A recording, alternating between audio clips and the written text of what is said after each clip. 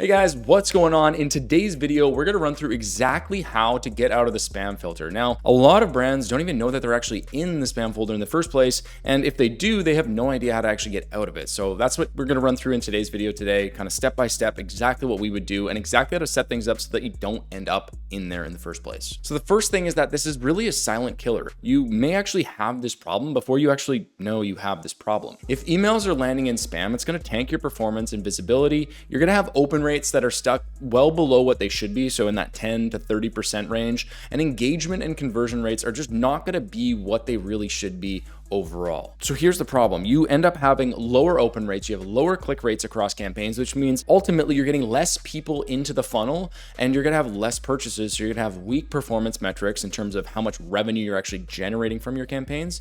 And this is like when we look at auditing a new account, this is one of the biggest flags that we'll see. If they have like a 100,000 person list and the revenue from these campaigns are just flat and just not very exciting, it's oftentimes a spam issue where they're landing in the spam folder and they have no idea that that's happening. Now, the reason that it's silent is because other deliverability metrics will actually look like they're okay. Your unsubscribes, your bounce rates, and your spam complaint rates might stay low, but there's a big difference between spam complaint rates and landing in the spam folder. Now, if you were marked as spam, so if someone receives your email and they're like, nope, absolutely not, this is spam, you're gonna end up in spam, you're gonna get filtered out, this is a negative thing, and this is what the spam complaint rate is gonna show up as. If you have a super high spam complaint rate, you're going to end up in spam anyways. But if that's okay right now, which most brands aren't going to have a crazy high spam rate unless you're selling snake oil, keep an eye on that. But this should be fine. But for most brands, your spam complaint rate actually isn't going to be the problem. Usually it's going to be the spam folder placement. Now, even though your spam complaint rate might actually be low, you're going to end up in spam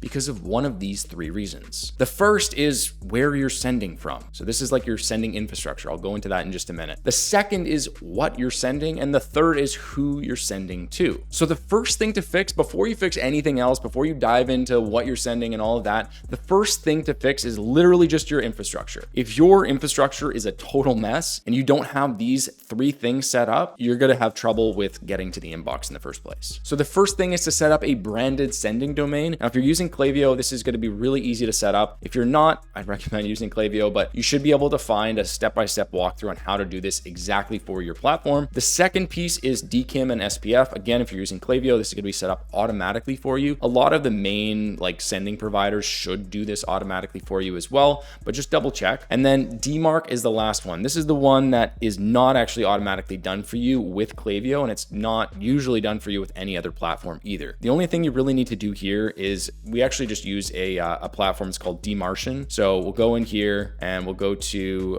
there's actually a domain. There's a place in here where you can actually create your DMARC record. So it's called DMARC Record Wizard. You just type in your domain here. It's going to ask you a couple of different questions, and then boom, you have your DMARC record. If you want a full walkthrough on all of this, you can go check out the video on my channel, but it's pretty straightforward once you have the website. Now, why does this actually matter? Well, authentication is basically just verifying that you are who you say you are. So what it'll do is by having those proper DNS records, it'll help to build trust and improve your inbox placement. Now the reason that this is important is because basically how email works is you have a sending server, which is you who is sending the email. You have a receiving server. Basically what needs to happen is you need to verify that am I the right person? Is this the right person who's actually sending this email, or is it someone who's trying to spam or hack you? And on the receiving end, the receiving inbox, so your customers or your consumers are going to look at that, and they're not specifically, but the infrastructure that they have, whether it's Gmail or Yahoo or whatever, is going to receive that and be like, does this look legit? If you don't have any of this stuff, you're going to get flagged and it's not going to look legit. So you need to make sure that this is set up. Okay, so the next piece is actually looking at your content. So if you've got your sending infrastructure set up properly, that is step number one, and it is honestly the most important because the rest doesn't matter if you don't have it. But the next thing is looking at the content that you're sending. So here's kind of some rough guidelines and things to look for and things things to make sure that you're hitting if you are designing your emails. So the first is just aiming for a 60-40 text to image ratio. Now, this might not always be able to be true, but this is kind of what you should be shooting for. The main thing here is you should be shooting to have at least some text in your body copy or in your email in general. If you don't have text, or if you're just using images, and this is a key distinction here, if you're using images with text on it, not acceptable. That does not work, right? What you need to have is like, you need to have image, and then you need to have body text underneath, and then maybe you have a CTA, which is actually a CTA button, and then you have another image, and then you have more copy. But you need to be shooting to at least have some copy in there, because otherwise your ESPs and like the receiving servers are going to look at that and be like, yo, this is not legit. This looks like spam because there is no copy. It's just an image. The other thing to consider is looking at total links in the email. If you've got like 25 links in your email, it's probably going to get flagged for spam, just because like, who's sending that? Why do you need that? That's another piece. And I mean, you can get into that a little bit more with design and strategy, but you should never have 25 different links in an email. At most, right, you have the footer, which should be pretty minimal. You shouldn't have a ton of links in there. And then maybe you have 3 or 5 different links in the main body of the email. Like, you shouldn't have a ton here, right? The next thing is just looking at spam formatting. So using all caps, using too many emojis, using excessive punctuation, like, you know, exclamation mark, exclamation mark, exclamation mark. Say that 5 times fast. I cannot do that. But think about that, or like excessive ... or your subject line is all caps, or preview text is all caps. Like, stop yelling at people. You don't need to do that, and it will actually harm you in the long run. Even though you're thinking like, oh yeah, I'm going to stand out more because it's all caps, it will actually harm you in the long run, because, and actually in the short run too, because you're going to end up in spam. The last thing I would do here is just test with a spam checker. And I'll show you one that we use internally as well. So it's actually called Mail Meteor, and it's called Spam Checker. It's going to show something like this. If you just Google it, you'll find this. Really what it's going to do is, if you import your copy here, it's going to flag the different things that are like, either it's going to say like urgency or shady or overpromising or unnatural. So like any sort of word in here, you'll get a pretty good understanding of which ones are going to flag after a while, but you want to make sure that you're limiting this. So try to get this into a good zone. It's tricky sometimes, right? Especially with a sale or a promo. Like, if you have a good reputation, you don't have to worry about it as much. But if you don't have a great reputation, then it's going to be something that you're going to want to keep a really close eye on, right? If you're trying to improve your sender reputation, you can see like, you can have one thing in here, but you're going to kind of have to remove a lot of the red flags, right? So that's essentially that. Now, in terms of keywords to avoid outside of like the things that I just mentioned there, free. If you use this excessively, if you're using this in subject lines or CTAs, be careful. ASAP, again, you saw that it was flagged right in here when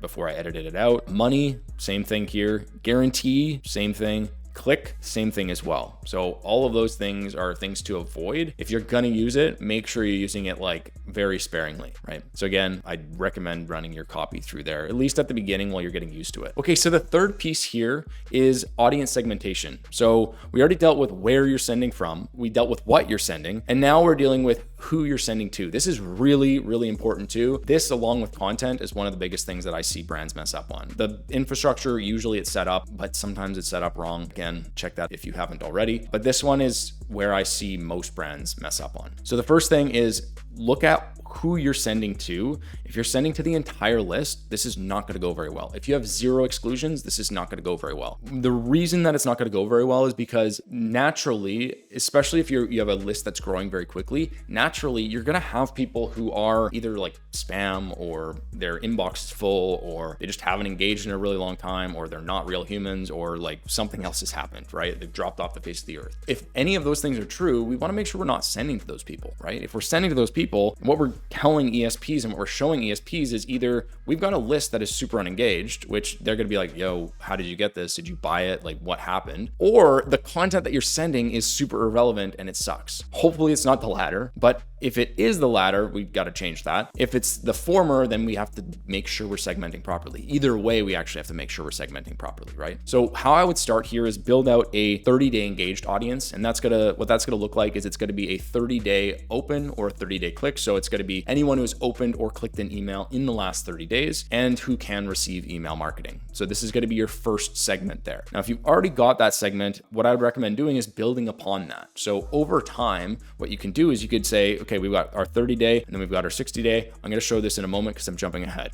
But what you really want to do is stabilize your open rate. So it should be at least above 40%. If you're sending to your 30-day engaged segment, it should be higher than that. Realistically, it should be in the 50, 60% range, maybe even higher depending on how engaged your audience is and if you've ever done segmentation before. So that's really important before expanding into a new segment, before doing what I'm about to tell you to do. Make sure it's actually stabilized and open rates and engagement rates are very strong, right? So right away, you should expect stronger engagement right out the gate. So what I had mentioned there and kind of alluded to is just scaling your segments up gradually. So start with that 30-day. Then once you've maintained that strong sender reputation for a little bit, then move up to 60-day, then move up to 90-day, then move up to 180-day. Now 180-day, you're probably not going to want to do all that frequently because like at the end of the day, if someone isn't in the 90-day, it's probably unlikely that they're going to be in that 180-day and actually engage, right? So what you could do is set up something so that once people get out of that 90-day, you send them something to try to re-engage them to get back into the 180-day,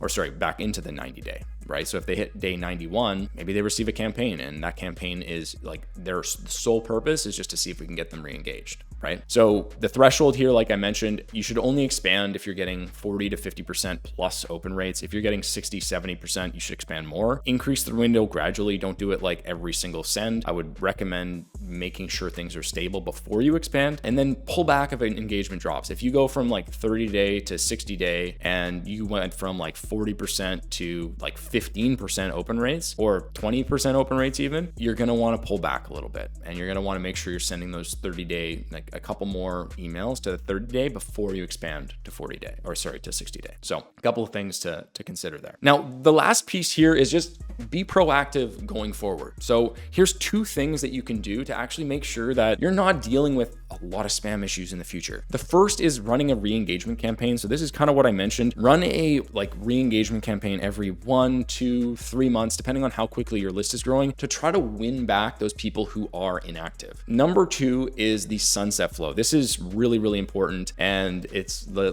least sexy flow. You're probably going to produce 0 revenue. If you get any sales off of this, congratulations, because it's not meant to do that. This is going out to your least engaged people, and usually what we're going to want to do is make a condition in there where, hey, they've gone through a win back flow, they've received X amount of emails. Oftentimes we'll use like 10 emails. They have not opened or clicked on any of those emails in the last 90 days, 180 days, 120 days, 365, depending. Again, you kind of have to like customize this a little bit for your brand. And then based off of that, they enter a flow. And our only goal with that flow is to try to either engage them or suppress them and say, peace out. Thanks for being a great customer, but you are not opening your emails. So now some people will actually respond. And we actually had one client where they were like, oh, we're getting a bunch of responses being like, I don't want to be removed. I'm like, that's the point. That is exactly what we want, all right? Because we want people to engage. So if they engage and say that, that's fantastic, because not only are they opening the email, which oftentimes people aren't if they're in that flow, but also they're clicking and they're sending an email back to you, which is a great indicator of like positive engagement and reputation that you can send back to your ESPs. So that's actually really good news. All right, so if you do have an e-commerce brand and you're doing over $100,000 per month in revenue, then go ahead, click the link below. You can apply to work with us. Hopefully we'll see if it's a good fit and we might be able to just handle this all for you. If not, then hopefully you'll get some free resources and we'll be able to help you out either way. Anyways, thanks so much for tuning in, and I hope you have a great day.